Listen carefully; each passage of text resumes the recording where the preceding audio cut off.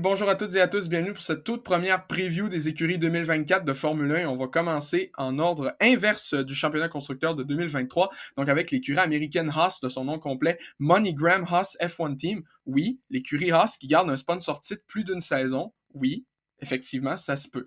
Donc en tout cas, on va faire déjà une petite présentation de l'équipe. Tout d'abord, quelques informations. C'est l'écurie la plus jeune du plateau, elle est arrivée seulement en 2016, donc ça fait 8 ans qu'elle est arrivée en Formule 1.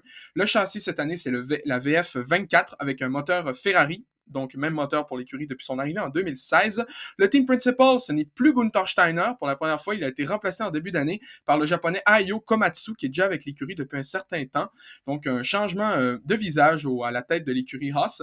Les pilotes sont toujours Kevin Magnussen et Nico Hülkenberg. La meilleure qualification de l'écurie de Haas dans l'histoire, c'est une pole position acquise lors du Grand Prix de Sao Paulo 2022 par le Danois Kevin Magnussen. Le meilleur résultat en course, c'est une 4e place acquise à une seule occasion lors du Grand Prix d'Autriche 2018 par Romain Grosjean. Donc, aucun podium ni de victoire dans l'histoire de l'écurie Haas. Mais résultat au championnat de l'histoire de l'écurie, c'est 5e en 2018 et l'année passée, donc 10e et bon dernier. Maintenant, si on passe à la présentation des deux pilotes, tout d'abord, il y a le Danois Kevin Magnussen, qui est âgé de 31 ans, né le 5 octobre 1992, fils de l'ancien pilote de Formule 1 Jan Magnussen, notamment. Et il a débuté en Formule 1 en 2014 avec McLaren. Il a passé 2 saisons là. En 2015, il a fait seulement une course, l'Australie, puisqu'il remplaçait Fernando Alonso qui s'était blessé. Après, il a quitté McLaren pour rejoindre Renault en 2016 et après, il est allé rejoindre Haas de 2007 à 2020. Il s'est fait remplacer en 2021, fait d'autres disciplines avant de revenir avec l'écurie américaine en 2022 suite au remplacement de Nikita Mazepin, qui est toujours avec l'écurie américaine pour l'instant. Il a un nombre de 163 départs depuis le début de sa carrière. Il a un nombre de 186 points d'inscrits, une pole position, 2 meilleurs tours, aucune victoire et un seul podium acquis lors de son premier Grand Prix en carrière avec McLaren, le Grand Prix d'Australie 2014. Mais en position championnat en carrière, c'est 9e en 2018 avec Haas et sa position en 2023, c'était 19e. Son coéquipier, c'est l'Allemand Nico Hülkenberg, né le 19 août 1987. Il est donc âgé de 36 ans. C'est le 3e plus vieux pilote sur la grille présentement après Alonso et Hamilton. Il a débuté en Formule 1 en 2010 après son titre en GP2 avec l'écurie Williams. Ensuite, il a passé 1 an en tant que pilote essayeur chez Force India avant de rejoindre l'équipe en tant que pilote titulaire en 2012, a quitté 1 an pour aller chez Sauber en 2013 avant de revenir avec Force India de 2014 à 2016. Après, il a quitté l'écurie indienne pour rejoindre Renault de 2017 à 2019. Et c'est après 2019 qu'il a perdu sa place de titulaire en Formule 1. Toutefois, il a fait quelques piges de remplacement. Tout d'abord avec Racing Point en 2020 pour 3 Grands Prix. Lui de Grande-Bretagne de 70 ans et de l'Eiffel pour remplacer premièrement Sergio Perez et ensuite Lance Stroll, tous les deux atteints de la COVID. Une année, il n'a rien fait. 2022, il a piloté les 2 premiers Grands Prix de la saison avec Aston Martin en remplacement de Vettel, qui lui aussi était atteint de la COVID. Et depuis 2023, il a retrouvé une place de titulaire en Formule 1 avec l'écurie Haas. Son nombre de points en carrière est de 530. Il a 203 départs. Une pole l'a acquise lors du Grand Prix du Brésil 2010 avec Williams. 2 meilleurs tours, aucune victoire et aucun podium. C'est ça qui fait mal avec Hülkenberg.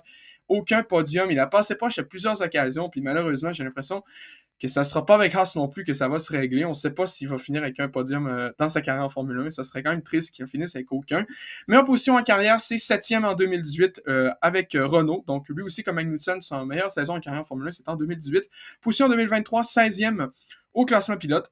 Pour ce qui est du retour sur la saison 2023, donc les pilotes étaient donc bien sûr Kevin Magnussen et Nico Hülkenberg. Position championnat de Haas, 10e et dernier avec seulement 12 points d'inscrits.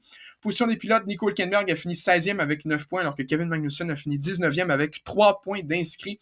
Meilleur résultat en qualification, c'est une 2e place acquise par Nico Hülkenberg lors du Grand Prix du Canada. Toutefois, il avait été pénalisé pour avoir nuit à quelqu'un pendant les qualifications.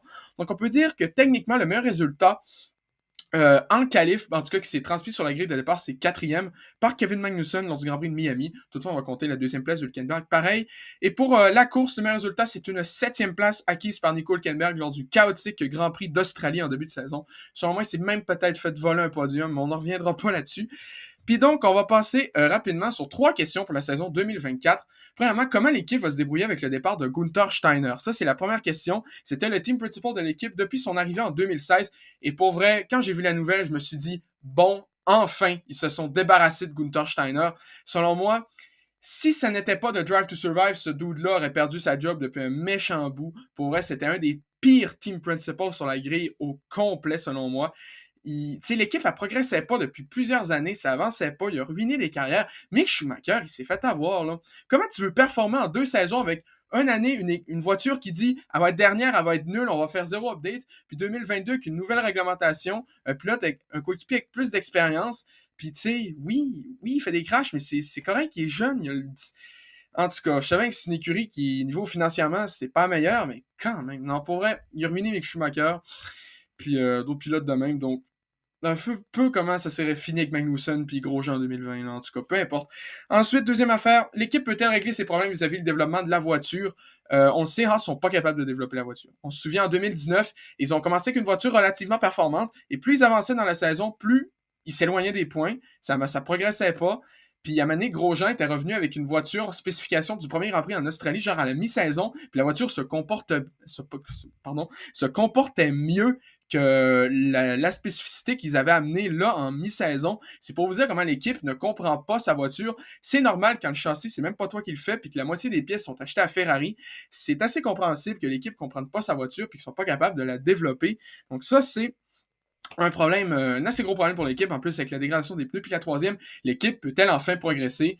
L'équipe, ça stagne. À partir de 2019, quand ils ont commencé à plus comprendre la voiture, ça s'est stoppé. On se souvient 2019, t'es genre, ouais, on va menacer Red Bull, on va jouer les podiums dans pas long. Finalement, ils n'ont jamais été aussi loin des podiums que depuis qu'ils ont annoncé ça. C'est un peu triste parce que cette équipe-là, je pense qu'elle méritait mieux. Mais en même temps, quand tu débourses pas en F1 puis que tu stagnes pendant de nombreuses années, tu sais, Gene Haas, à un moment donné, il va commencer à être tanné de dépenser de l'argent pour cette équipe-là. Puis justement, tu sais, oui, la F1 sont contentes, oui, il y a une écurie américaine puis tout, mais déjà, c'est l'écurie que tout le monde se fout, à part peut-être Steak.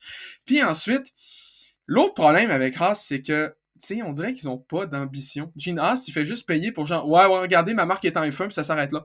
Andretti pourrait amener de l'ambition. Il pourrait en amener, mais la F1, ils ont fait non.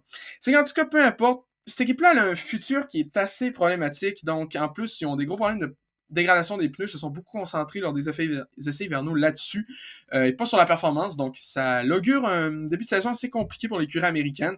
Si je faisais une petite prédiction rapidement, je dirais qu'ils vont finir 10e et dernier. Ça, je pense que tout le monde le prédit présentement. Même si certains disent que la voiture est pas nécessairement la...